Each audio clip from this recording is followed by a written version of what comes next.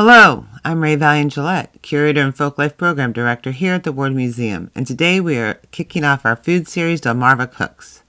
Each month we will showcase a specific dish with both some background of the traditional ingredients used, as well as a cooking demonstration led by local chefs and home cooks alike. This series will highlight local favorites and Eastern Shore staples, everything from soft-shell crabs and strawberries to tuna prepared straight off the boat.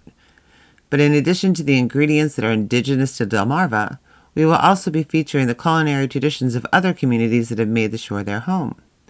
Indian curries and Jamaican delicacies are just a couple of the food adventures to look forward to. Choosing the dish for our first episode was a no-brainer: chicken and dumplings. It's hard to find a local family who doesn't have a recipe of this shore favorite that has been passed down through generations. And while my grandmother did make chicken and dumplings at home, my fondest experience of enjoying this dish as a kid was going to Evelyn's Village Inn in Snow Hill, Maryland. Even today, just the mention of Miss Evelyn invokes memories of the best of traditional and local cooking. Recently, Evelyn's granddaughter, Tracy Townsend Ruiz, has brought her family traditions back to Snow Hill by opening a pop-up restaurant where she cooks the dishes taught to her by her grandmother and other members of her family. The Changing Palette is a pop-up restaurant concept located on Green Street in Snow Hill.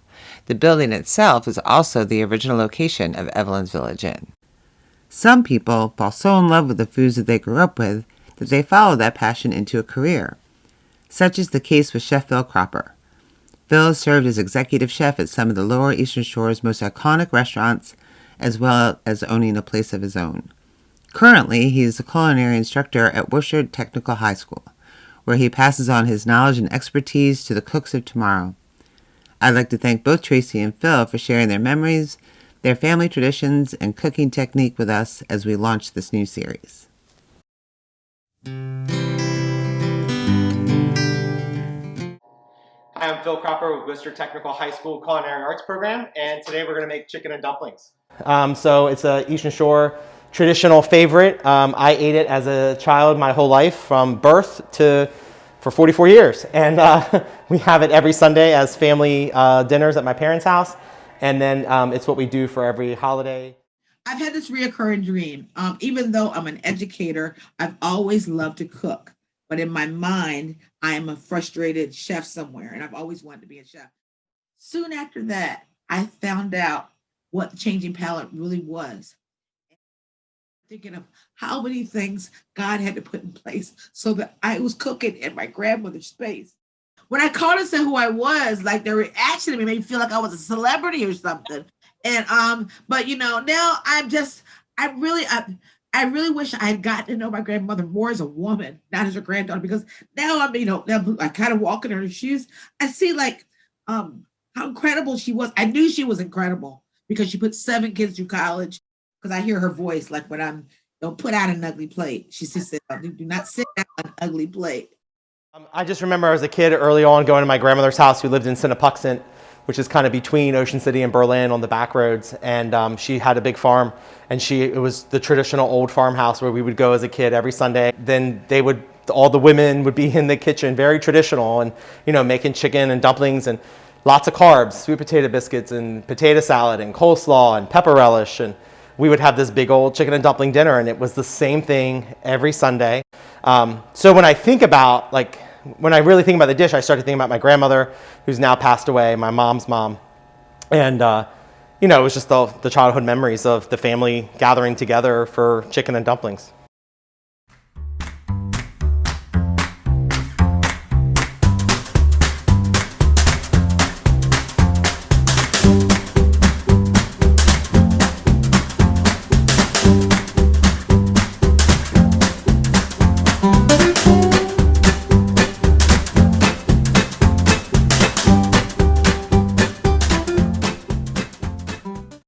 So the first thing we're going to do is take our celery. So it's a simple Eastern Shore recipe. We're just going to use celery and some onion to make a basic broth or stock.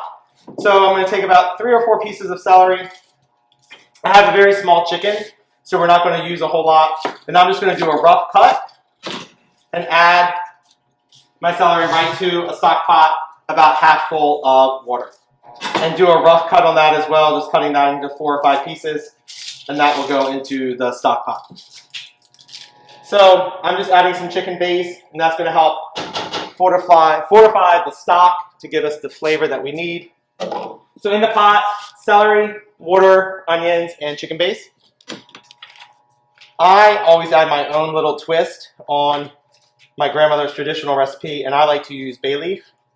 So I'm just going to throw about 3 small bay leaves in there, and then a little bit of parsley. And I'm just cutting the stems off. Again, that's going to go in my compost. And that's just going to help add flavor to the stock, along with some poultry seasoning. To this, I'm going to add a small chicken. So this is just a little free-range chicken I picked up at the grocery store this morning. And I always like to rinse my chicken off first, because when it's pre-packaged, it sits in a lot of blood. And then the whole chicken is going to go right into the pot. And this will just sit here and cook. It's going to take probably about 30 to 45 minutes, depending on the size of your chicken, on like a medium heat. And I'm going to strain my stock into a clean pot to get rid of the celery, onions, and bay leaf. And in case there's any chicken skin or any things that came off the chicken, that's going to go away as well.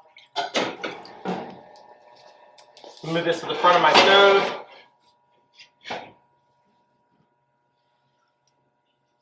And I'm going to add a little bit more water to the stock, so I want to bring it up about 3/4 of the way in the pot. And that's going to be, we want lots of liquid for when we add the dumplings, so they can actually swim or move throughout the pot. Because if you don't have enough liquid, the dumplings are going to clump together and stick together. So a lot of times when you say dumplings, it depends on where you're from. If you're from like Pennsylvania, you think of dumplings being puffy and drop dumplings. Here in the Eastern Shore, we call them slicks or slick dumplings. And we're just going to bring that up to a boil. So for the dumplings, real simple ingredients. I have 2 cups of flour. I have about 3 tablespoons of shortening. And then this is where it's questionable. My grandmother's recipe always had some baking powder in it. My mom never used baking powder. My grandmother always used it. I could never tell the difference. So I have baking powder and a little bit of salt. And I'm just going to use my hand and mix this together, just like you would a pie dough, until the shortening is cut into the flour into like little pea size. So you have the fat cut into the flour, and this is just all-purpose flour.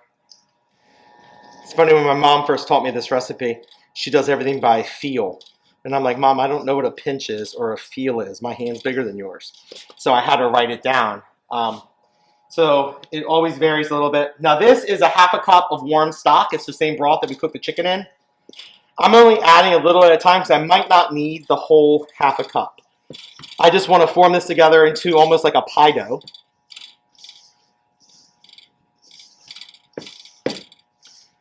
And this is what's going to form our dumplings.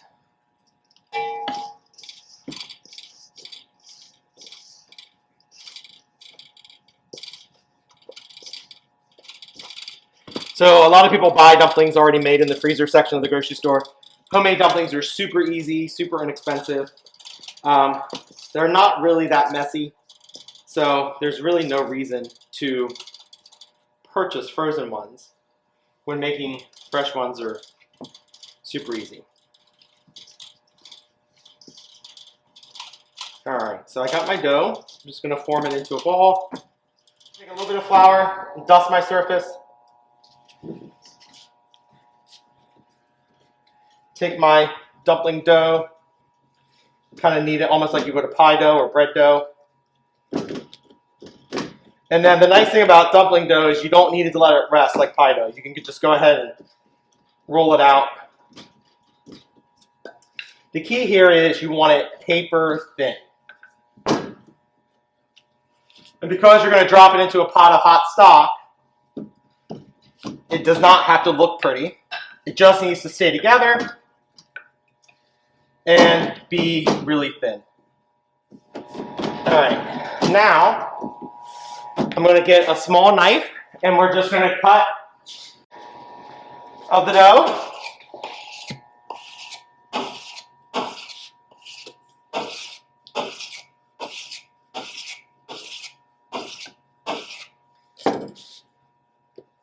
And we have all of our little dumplings.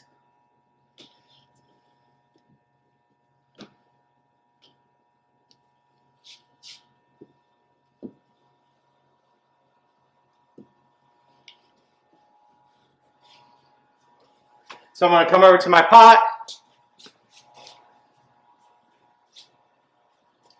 And this is my pot of stock that we have from earlier. I'm just waiting for it to come up to a boil.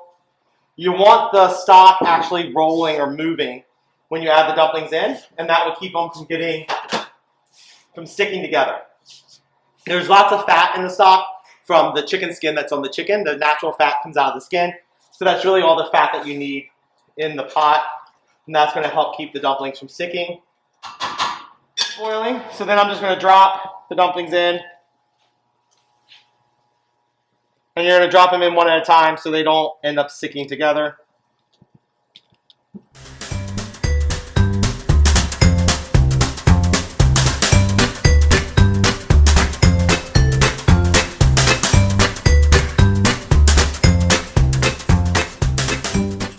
All right, and then I'm just going to take my spoon and stir these around.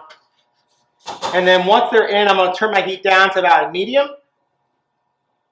And these are just going to cook 15-20 minutes until they're slick and done. And when they're done, they're going to look like this pot that I cooked earlier. So, as you can see, they're just fully cooked. They're a white color. The stock starts to turn almost into a gravy because of the flour of the dumplings. Now, the more you stir these, the more they fall apart.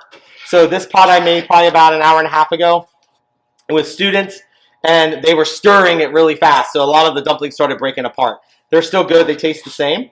But the way we used to eat it as a kid is my mom would serve up the dumplings in a big bowl, and then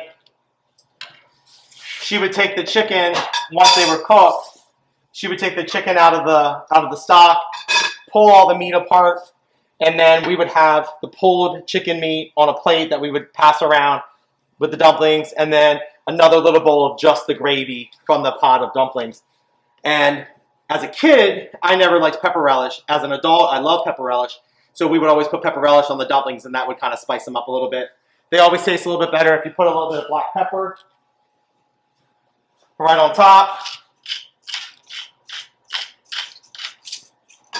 And then we have what I would call kind of Eastern Shore chicken and dumplings. Most people mix them together and they can have it as a soup. I grew up having them separate like this. We always had this as a family Sunday dinner on my grandmother's farm. And then when she passed away, my mom continued the tradition, and now we eat chicken and dumplings every Sunday. So, there you go.